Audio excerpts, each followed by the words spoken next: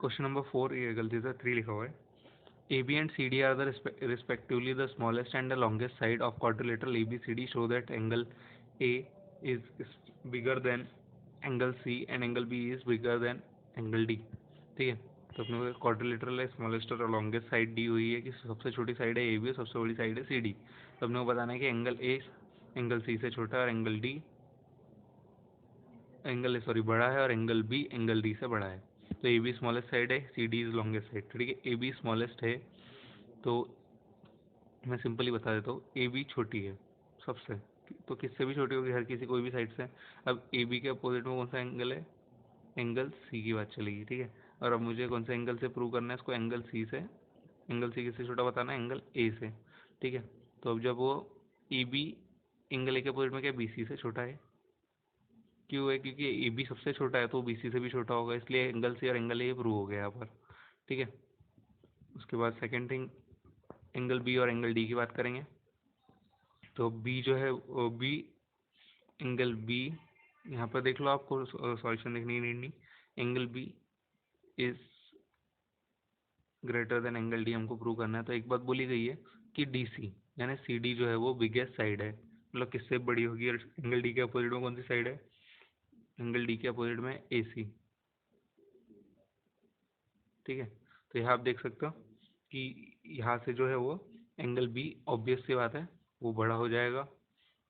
ठीक है, किससे, एंगल डी से। तो नॉर्मल सा क्वेश्चन था, बस को थोड़ा सॉल्व करके लिखना था, आप इसका सॉल्यूशन देख लेना। देखो यहाँ पे ए बी और बी सी में बताया गया कि ए बी स्मॉलेस्ट साइड है, इसलिए वो बी सी से भी छोटा होगा, इसलिए एंगल सी जो है एंगल ए से छोटा हो जाएगा। उसके बाद बाकी चीज़ें सेम सिमिलरली कर दी गई है, मैंने जैसे बताया उस तरह से। P R is greater then P Q and P S bisects Q P R, prove that P S R is greater then P S Q. तो पी आर पी क्यू से बड़ा है, तो कौन सा बड़ा है, देखो बड़ा कौन है, पी आर कौन है ये, और छोटा कौन है, पी क्यू, यानी ये छोटा है इधर वाली साइड। ठीक है, तो P S bisect Q P R, P S bisect कर रहा है क्यू पी आर को, prove that angle P S R is bigger than angle P S Q. Sorry, ये वाला पी एस आर और ये वाला पी एस क्यू। ठीक है, तो यहाँ पर आपको P R greater than P Q दिया है, P S bisect given data लिख लिया आपने। डायग्राम को थोड़ा याद रख लेना, डायग्राम बना लिया करो जब मैं समझाऊँ। तो एंगल पी क्यू एस और P Q R P S जो है इक्वल होंगे क्योंकि एंगल बाइसेक्टर है। ठीक है, एक बार देख लो, यहाँ पे से एंगल बाइसेक्टर बोला गया, एंगल बाइसेक्टर यानी ये वाला एंगल और वाला एंगल इक्वल हो जाएंगे आपस में। ठीक है, फिर अब ट्राइंगल के अंदर मैं नॉर्मली यहाँ समझा देता हूँ तो आपको समझ में आ जाएगा। ये जो एंगल है ये, और इसके अंदर अगर देखें तो पी आर के अपोजिट में ये है बड़ा, तो ये क्यू एंगल बड़ा है, ये बड़ा है और ये छोटा एंगल है। ठीक है, तो अब यहाँ पर ये बड़ा है, ये छोटा है और ये इक्वल है। तो मैंने बोला था बड़े के साथ अगर इक्वल साइज में ले रहे हैं, बड़ी के साइन छोटी के साइन में नहीं, जब इक्वल साइन में रह रहे हैं तो बड़े के साथ जो होगा वो छोटा होगा और छोटे के साथ जो होगा बड़ा होगा। सिमिलरली ये बड़ा एंगल है, ये तो कट गया समझ लो, हट गई है क्योंकि दोनों सेम सेम है। ये छोटा है, ये छोटे के साथ वाला बड़ा होगा, नहीं ये वाला एंगल बड़ा होगा और ये वाला एंगल छोटा होगा। ठीक है, तो पीछे उसी चीज़ को एक्सप्लेन करके लिखा हुआ है।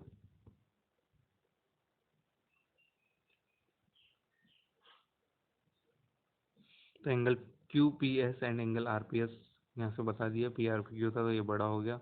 उसके बाद ये दोनों, ये एक इक्वेशन हो गई।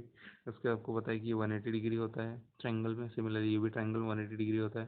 फिर इन दोनों को कंपैरिजन में डाल दिया, कंपैरिजन में जिसमें होने वाला है कि वो दो जो इक्वल एंगल्स हैं उनको कट कर देंगे, उनको आपने कट कर दिया,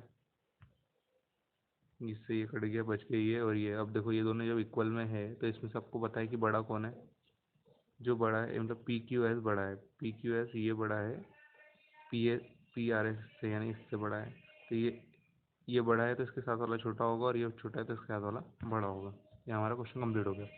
question number 6, show that of all line segment drawn from a given point not on it the perpendicular line segment if the shortest is the shortest।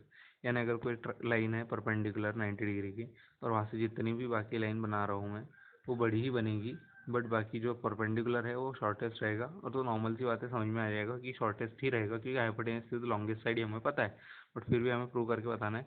तो हम एक ट्रायंगल ले लेंगे पी क्यू आर के अंदर सबसे बड़ा एंगल है एंगल क्यू, ठीक है।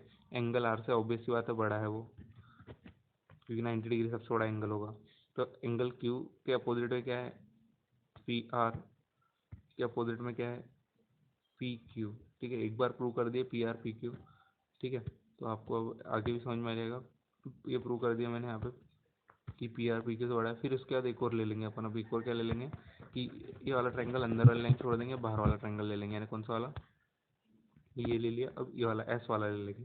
तो इसमें भी क्या हो जाएगा कि एंगल क्यू बड़ा रहेगा, इसलिए पी एस पी क्यू बड़ा है। तो इस तरह से सब बड़े बड़े बड़े होते हैं कि जो हाइपोटेन्यूज से बड़ी बड़ी बताते हैं ना अपने को। उसके बाद यहाँ पर बता देंगे कि पी क्यू हमेशा छोटा है, perpendicular is the shortest side, ठीक है। तो हमारा चैप्टर नंबर 7 कंप्लीट हो गया।